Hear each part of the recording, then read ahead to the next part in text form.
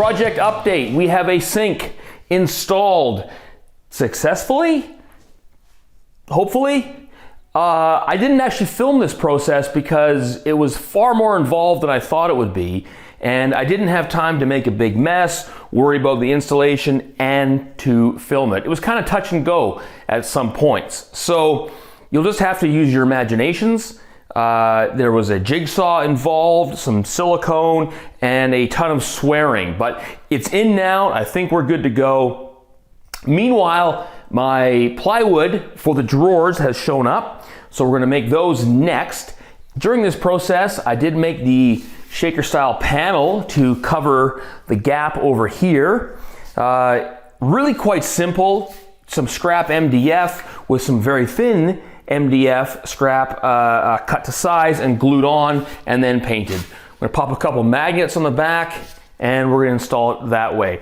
But next up is the drawers. Building drawers is actually a lot more fun than it needs to be, which is weird because it's really just making boxes, which I like to do. Whenever I have some scrap material and some free time, which is never, I'll put together some simple little boxes, paint them white, and hand them out as gifts. Now, I highly recommend doing this. They make great gifts, and it's a great way to perfect your craft or just get better at making boxes.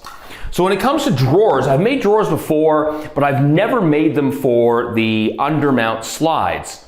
So what I wanted to do was, before I cut my plywood up, my very expensive plywood, and make a mess of it, I wanted to make a test drawer to see about the fit. So I took some scrap MDF, literally less than €1 worth of material that I had kicking around, and in about 10 minutes whipped together a test drawer. And boy am I glad I did, because I messed up one of the measurements.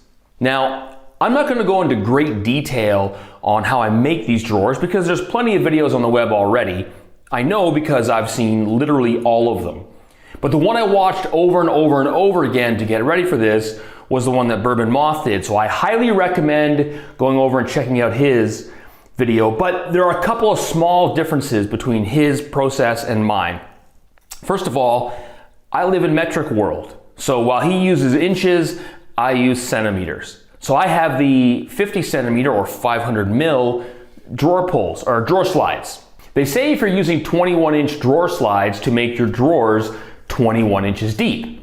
And they say if you're using the 500 mil drawer slides to make your drawers 490 mils deep. So I made my test drawer 500 mils deep just to see, and they should be 490 mils. They stick out a little bit, a centimeter, a little bit less than half an inch. So I'll make the actual drawers 490 mils. The other two differences between the way Mr. Hibbs makes them and the way I'm going to do them is I actually will use pocket holes to join them. We won't see them. I like the pocket holes. I don't want to have holes to fill on the edge. Even though these ones are tacked together very quickly, the actual plywood ones will be pocket holes. And the second maneuver I do is I like to leave the entire back of the drawer cut out like this so I can simply slide the bottom in.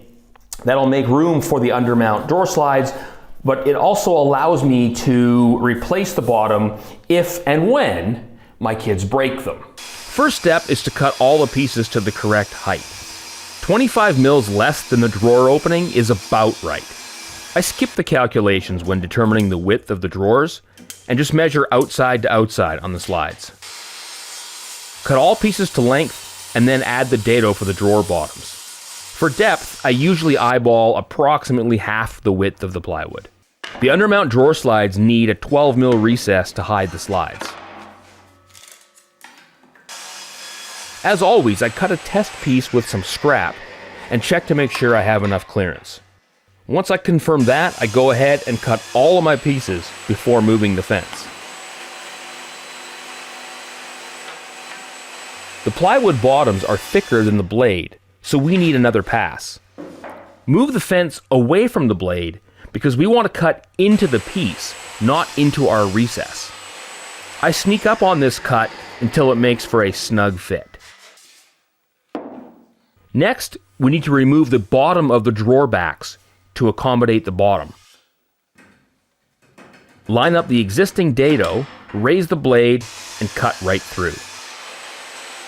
Glue, clamps, pocket holes. The pocket holes will be covered by the drawer fronts and hidden in the back.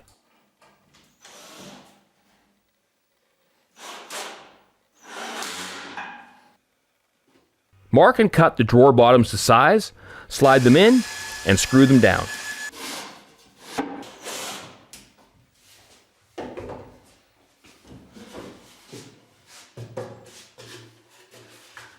We've got drawers.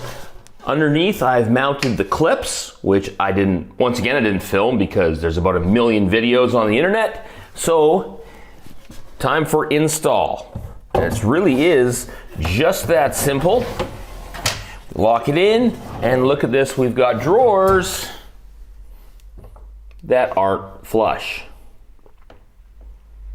Yay! Now I designed these boxes to be flush with the face frame so I could fit on the overlay drawer fronts, and that is clearly not the situation. All 3 boxes are 15 mils proud, which is actually a pretty easy fix here. It looks like the slides I used are a different model than every other video I watched in preparation for this project. So all I'm gonna have to do is back these screws out, slide them back about 15, 16 mils, and reattach them, which is not too big of a deal. However, we have another problem. Remember when I said, I read somewhere that these should be 490 mils deep instead of 500? That was incorrect. They should be 500. Now the problem there is these holes at the back that are designed to lock into the pins just aren't long enough. So what I'm gonna have to do is build all brand new boxes 1 centimeter longer, or simply design a little spacer, add it to the back of all 3 drawers, and draw a pinhole. And that way it will lock into place. I'm gonna go with option B.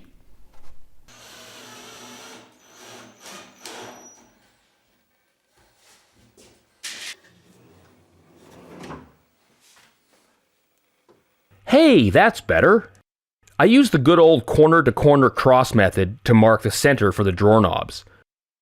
Use the hole you drill to temporarily screw your drawer faces to the boxes. I use a spacer to get the exact reveal between the drawer front and the door, and then line up the tops. With the front temporarily in place, I attach it permanently with a couple of screws from the inside.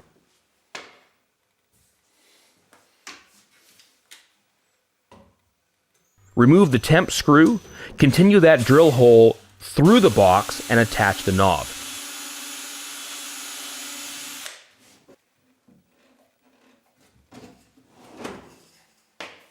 Repeat the process on the bottom drawer, lining up the bottoms this time. And then add the middle drawer, centered between the 2. Okay, we're getting towards the end now, finally. We have drawers in place, nice soft close ones. The middle one was, the drawer box was actually warped. So yesterday I had to make a brand new one. Not sure what to do with this one. It's a very nice drawer, if a little bit unstraight. So what I'm thinking I'm gonna do is I'll probably autograph it and then create an NFT and retire to the Bahamas. We'll see how that goes. So what's still left to do to complete this project? The sink works. I got the plumbing all hooked up today, so it drains nicely, but we need water for that, of course. Now the taps are on order. They'll be here Saturday. I'll install those once I figure out how to do tile, which I have done 0 times in my life, so that might be a bit of an adventure. I'll bet there's grout involved, maybe. I'm sure Google will help me out on that. Then we'll get the Steckdose, the outlets wired in and put in. And then after that, a couple of small finishing things that we have to do. The molding across the top has to be put in and painted, and then some caulking around the edges just to seal everything up. And then a little touch up with the paint, and we're good. Meanwhile, I'm going to get to work on the bench and lockers for the other side of the mudroom while I do that. Thanks for watching. Tune in next week.